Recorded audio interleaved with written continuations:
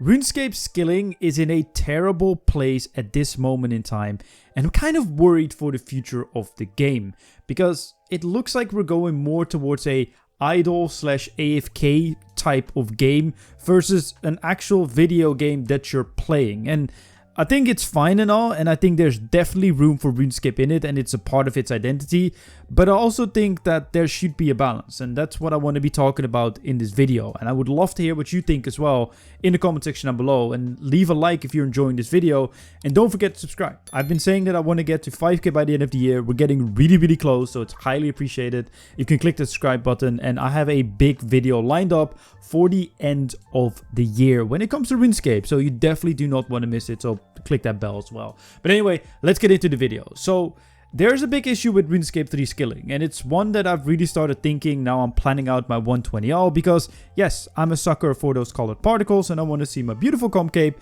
with the colored particles that I think look good with it, which are the light blue ones. But that is a future me issue. But I started to be looking into skilling, and I'm someone who likes doing the active skilling methods, because quite frankly, it is some content on my streams, link in the description by the way, instead of me just sitting at a bank and just reloading presets. And obviously certain skills are just like that, like crafting or fletching or whatever, and it kind of is what it is. But I think there are many skills, especially the gathering ones, that have very many issues with them. And I think it is important that we discuss skills in like 3 different types of groups. You have active skilling, which is your poop collecting for the accidental fire making and fletching rework, where you have to run around and, you know, fill those troughs and stuff. Very clear and concise on what it is. It's very active. You need to actually interact with the game. You can't just sit back. And then the propellant, which is also a part of it, is AFK, because you just click it and then you wait for the make X interface or the skilling interface or crafting interface, whatever you want to call it, is ending, and then you re-click it again. And then you have your money making ways of trading a skill, which for example is Croesus. You get some experience, but it's nowhere near decent, but you make a buttload of money from it, and that is just a great way to make money and get some experience, I guess, if you really care for it. And I just want to say, for argument's sake and not to overcomplicate this video as well, I mainly want to be talking about best in slot skilling methods, because if we're gonna analyze everything from level 40, 50, 60, 70, 80, 90, this video will be way convoluted and way like past the point, because I think it comes down to something very simple. Active skilling should be by far the best skilling method, and we're just going to give some token numbers here, so don't hold me to this. I don't think every skill should have these numbers exactly, because then it would just get boring, right? But for example, I think an active method is supposed to have 1 million experience an hour, where the AFK method is still good to do, but a lot less or slightly less, just depending on your view on things, than the actual active method, say 600, 700k experience an hour. And then the money making method should maybe be 200k an hour, but should make you a significant amount of profit. And obviously that is just on paper. In reality, it doesn't always work that way. And oddly enough, fire making right now is probably one of the better balanced skills, because you have the active poop collecting method of the accidental fire making and fletching thing, which is currently like 1 million to 1.1 million experience an hour. If you do pitch cans, which is another method, I think you can even push 1.5 million experience an hours. And if you just do AFK bonfires, I think it's sitting at 400-500k an hour with all buffs active, or the propellant creation, which is sitting at 500-600k as well. Like, I don't know the exact XP rate for everything, but it's roughly around there. So I think that is properly balanced. Obviously, fire making doesn't really have a moneymaker, and I guess in a way the moneymaker now has the best experience. But then again, because it has such good experience and you get these supplies so quickly now, it isn't that great money anymore, which kind of sucks, but hey, it is what it is. But another good example of where it just makes no sense, where it's balanced, is safe cracking versus Crux Knights. Obviously, Crux Knights, as you can see on the screen, thank you to Will Miss It for this image, by the way, has way higher requirements to do AFK than safe cracking. You just need a few quests. But the difference is, with safe cracking, if you want to get the competitive experience rates, you need to click the save every time it lights up light blue to be able to crack the locks on it and actually actively interact with the skill and go to the saves in the specific order or the route that you're running.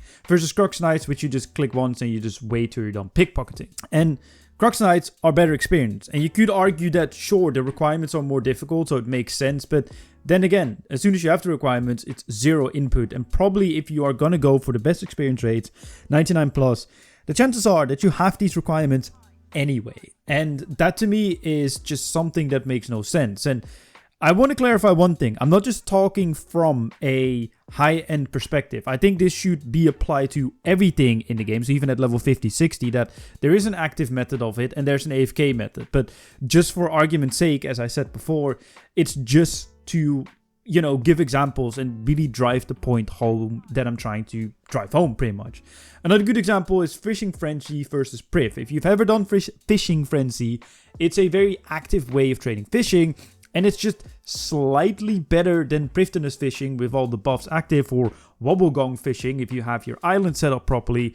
And it makes just no sense. Like, if it's just slightly better than the AFK method that doesn't require you to get RSI, then why would you ever do it? You wouldn't, unless you really care about that like 40k, 50k experience an hour extra that you get from Fishing Frenzy over something like Prifdinous fishing. And I think that is just really pointing out what makes no sense to me. It's like, how is it that if I am putting in more effort, I'm either getting less experience than putting in no effort at all, or just slightly more effort or experience where it's kind of like making me, you know, think, okay, whatever, I don't really care for it, so I'm just going to do the AFK method anyway because it's a lot less tedious. And I think Big Game Hunter, for example, is an incredible example of something that should be best in slot method, even if it makes you money. Because if it's a best in slot method, more people will do it and then the money will obviously go down.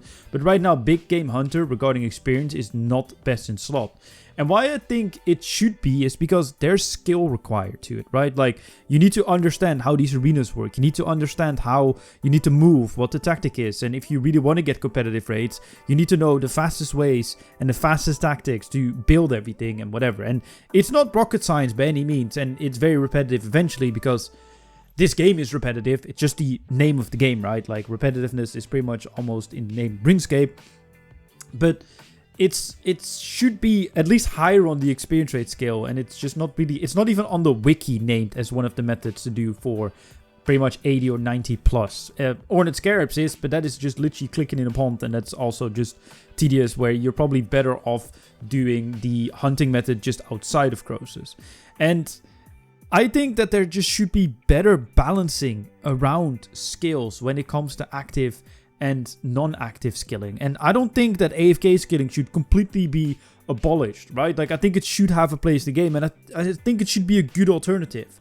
But I don't think it should be the absolute best alternative and the absolute answer to everything in the game, because in most cases it is. But that also makes it an issue to change it, because a lot of these experience methods that are AFK, if you want to make an active method better than some of these AFK methods, besides certain skills like bank skills like crafting or fletching just not really lending themselves design-wise unless you make some sort of skilling boss to it, which obviously is another discussion, because then again you could say, okay, you make money from it. But the skills that do lend themselves to it, like thieving for example, it already has very, very high experience rates. If you Crux Knights, I think, can push up to 900k to 1 million experience an hour, if not more.